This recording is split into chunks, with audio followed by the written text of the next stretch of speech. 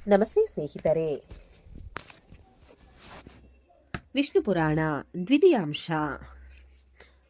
ರಾಶಿ ನಕ್ಷತ್ರಗಳು, ಸೂರ್ಯಾದಿ ನವಗ್ರಹಗಳ ವರ್ಣನೆ, ಭರತನ ಚರಿತ್ರೆ, ಜಡಭರತಗೆ ಉಪದೇಶ. ಮೈತ್ರೇಯರು ಪರಶರರಲ್ಲಿ ಭೂರ್ಲೋಕ ಮೊದಲಾದ ಲೋಕಗಳ ವಿಷಯವನ್ನು ವಿವರವಾಗಿ ತಿಳಿಸಲು ಕೋರಲು ಪರಶರರು ಹೇಳತೊಡಗಿದರು. ಮೈತ್ರೇಯ, ಭೂಮಿಗೆ 1,00,000 ಯೋಜನ ದೂರದಲ್ಲಿ ಸೂರ್ಯಮಂಡಲವಿದೆ. ಹಾಗೆಯೇ ಸೂರ್ಯನಿಂದ 1,00,000 ಯೋಜನ ದೂರದಲ್ಲಿ ಚಂದ್ರಮಂಡಲವಿದೆ. ಇದೇ ರೀತಿ ನಿರ್ದಿಷ್ಟ ದೂರಗಳಲ್ಲಿ ನಕ್ಷತ್ರಮಂಡಲ, ಬುಧ, ಶುಕ್ರ, ಅಂಗಾರಕ ಇದ್ದಾರೆ. ಅಂಗಾರಕನಿಂದ 2,00,000 ಯೋಜನ ದೂರದಲ್ಲಿ ಬೃಹಸ್ಪತಿ ಇದ್ದಾನೆ. ಶನಿ ಸಪ್ತರ್ಷಿ ಮಂಡಲ ಧ್ರುವ ಇರುತ್ತದೆ. ಧ್ರುವನಿಂದ 1,00,00,000 ಯೋಜನ ಉದ್ವರದಲ್ಲಿ ಮಹಾರ್ಲೋಕವಿದೆ. ಅಲ್ಲಿಂದ 2,00,00,000 ಯೋಜನಗಳ ದೂರದಲ್ಲಿ ಜನರ್ಲೋಕವಿದೆ. ಅಲ್ಲಿ ಸನಂದನಾದಿಗಳು ವಾಸಿಸುತ್ತಾರೆ. ಜನಲೋಕದಿಂದ 8,00,00,000 ಯೋಜನಗಳ ಉದ್ವಾರದಲ್ಲಿ, ಲೋಕದಿಂದ 12,00,00,000 ಯೋಜನಗಳ ದೂರದಲ್ಲಿ ಉದ್ವಾರ್ಧದಲ್ಲಿ ಸತ್ಯಲೋಕವಿದೆ. ಅದು ಬ್ರಹ್ಮಲೋಕ. ಅಲ್ಲಿ ಯಾರಿಗೂ ಮರಣವಿಲ್ಲ. ನಾವು ನಡೆದಾಡುವ ಪ್ರವೇಶವೇ ಭೂರ್ಲೋಕ. ಭೂಮಿಯಿಂದ ಸೂರ್ಯಮಂಡಲದವರೆಗಿನ ಸಿದ್ಧಾದಿ ಮುನಿ ಸೇವಿತ ಪ್ರದೇಶವೇ ಭೂವರ್ಲೋಕ. ಸೂರ್ಯಮಂಡಲಕ್ಕೂ ಧ್ರುವನಿಗೂ ನಡುವೆ ಇರುವ 14,00,000 ಯೋಜನಾ ವಿಸ್ತಾರವಾದ ಪ್ರದೇಶ ಸರ್ವಲೋಕ. ಈ ಭುವ ಹಾಗೂ ಸುವರ್ಲೋಕಗಳು ಕೃತಕ, ಜನ, ಮಹ ಹಾಗೂ ಸತ್ಯಲೋಕಗಳು ಆಕೃತಕ. ಆಕೃತಕ ಅಂದರೆ ಪ್ರತಿ ಕಲ್ಪದಲ್ಲಿಯೂ ಹುಟ್ಟುವ ಮತ್ತು ಆಕೃತಕ ಲೋಕತ್ರಯಗಳ ನಡುವೆ ಮಹಾರ್ಲೋಕವಿದೆ. ಬ್ರಹ್ಮಾಂಡವು ಜಲದಿಂದ ಆವೃತವಾಗಿದ್ದು, ಜಲದ ಹೊರಗೆ ಅಗ್ನಿ ಇದೆ. ಅಗ್ನಿಯು ವಾಯುವಿನಿಂದಲೂ, ವಾಯು ಆಕಾಶದಿಂದಲೂ ಆವೃತವಾಗಿದೆ. ಆಕಾಶ ಭೂತಾದಿಯಾದ ಅಹಂಕಾರ ತತ್ವದಿಂದಲೂ, ಅಹಂಕಾರ ತತ್ವ ಮಹತತ್ವದಿಂದಲೂ ಒಳಗೊಂಡಿದೆ. ಮಹತ್ತನು ಪ್ರಧಾನವು ಆವರಿಸಿಕೊಂಡಿದೆ. ಪ್ರಧಾನದಲ್ಲಿಯೇ ಶತಕೋಟಿ ಸಹಸ್ರಕೋಟಿ ಬ್ರಹ್ಮಾಂಡಗಳಿವೆ.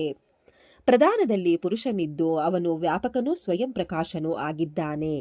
ಪ್ರಕೃತಿ ಪುರುಷರು ಜಗನ್ನಿಯಾಮಕನಾದ ವಿಷ್ಣು ಎರಡರ ಸಂಯೋಗ ವಿಯೋಗಗಳಿಗೂ ವಿಷ್ಣು ಶಕ್ತಿಯೇ ನಿಮಿತ್ತ. ವಿಷ್ಣುವೇ ಪರಬ್ರಹ್ಮ. ವಿಷ್ಣುವಿನಿಂದಲೇ ಈ ಸಮಸ್ತ ಜಗತ್ತು ಹುಟ್ಟಿದೆ. ಆತ ಅಖಿಲಾಂಡ ಕೋಟಿ ಬ್ರಹ್ಮಾಂಡ ನಾಯಕ. ಈ ಜಗತ್ತು ಅವನಲ್ಲಿಯೇ ಇದ್ದು ಅಲ್ಲಿಯೇ ಲಯ ಹೊಂದುತ್ತದೆ. ಸತ್ಯ ಅಸತ್ ಪರಮಪದ ಬ್ರಹ್ಮ ಎಲ್ಲವೂ ವಿಷ್ಣುವೇ. ಯಜ್ಞವೂ ಅವನೇ, ಯಜ್ಞ ಫಲವೂ ಅವನೇ. ಎಲ್ಲವೂ ಅವನಲ್ಲಿಯೇ ಲಯವಾಗುತ್ತದೆ, ಅವನಲ್ಲಿಯೇ ಇರುತ್ತದೆ. ಯೋಜನೆಗಳ ವಿಸ್ತಾರವಿದೆ. 7 ಛಂದಸ್ಸುಗಳು ಈ ರಥದ ಕುದುರೆಗಳು. ಮನಸೋತ್ತರ ಗಿರಿಯ ಪೂರ್ವದಲ್ಲಿ ಇಂದ್ರನ ಪಟ್ಟಣವು, ದಕ್ಷಿಣದಲ್ಲಿ ಯಮನ ಪಟ್ಟಣವು, ಪಶ್ಚಿಮದಲ್ಲಿ ವರುಣ ಹಾಗೂ ಉತ್ತರದಲ್ಲಿ ಚಂದ್ರನ ಪಟ್ಟಣ ಇವೆ. ಸೂರ್ಯನು ಹಗಲು ರಾತ್ರಿಗಳ ವ್ಯವಸ್ಥೆಗೆ ಕಾರಣನಾಗಿದ್ದಾನೆ. ಸಮಸ್ತ ದಿಕ್ಕುಗಳಲ್ಲಾಗಲಿ ವಿದಿಕ್ಕುಗಳಲ್ಲಾಗಲಿ ಅಲ್ಲಿನ ಜನರಿಗೆ ಸೂರ್ಯನು ಕಂಡಾಗ ಅದು ಸೂರ್ಯೋದಯ, ಸೂರ್ಯ ಕಾಣಿಸದ್ದಾದಾಗ ಸೂರ್ಯಾಸ್ತಮ. ಸೂರ್ಯನ ಕಿರಣಗಳು ಬ್ರಹ್ಮಸಭೆಯನ್ನು ಸೇರಿದಾಗ ಅವು ಬ್ರಹ್ಮದೇವನ ತೇಜಸ್ಸಿಗೆದುರಾಗಿದೆ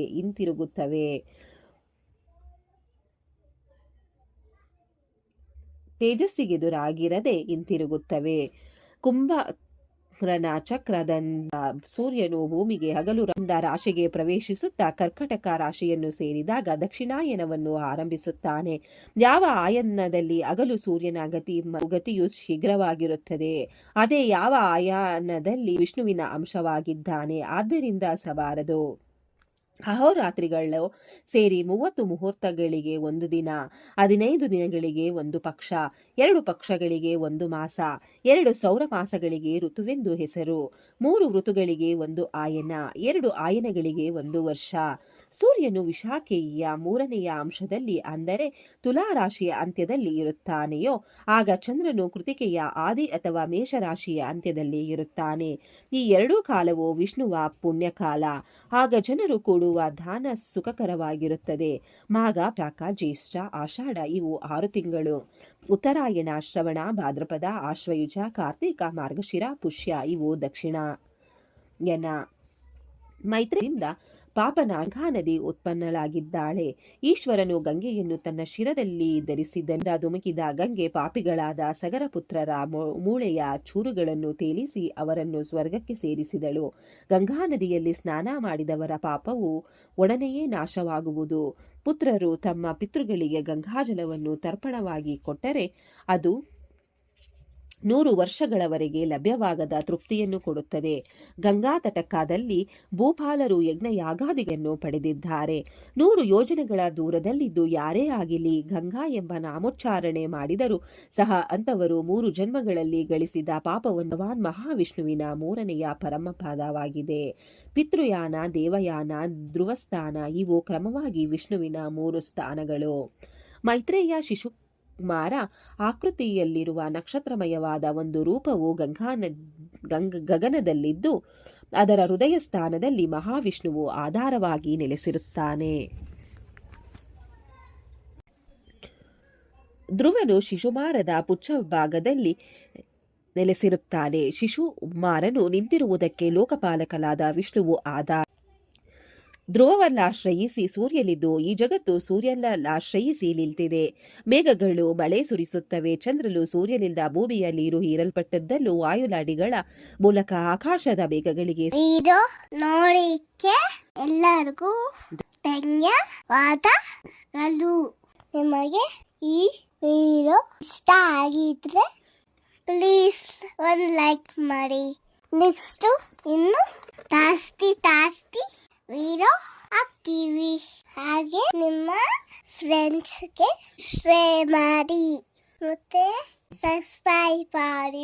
ಥ್ಯಾಂಕ್ ಯು ವೆರಿ ಮಚ್.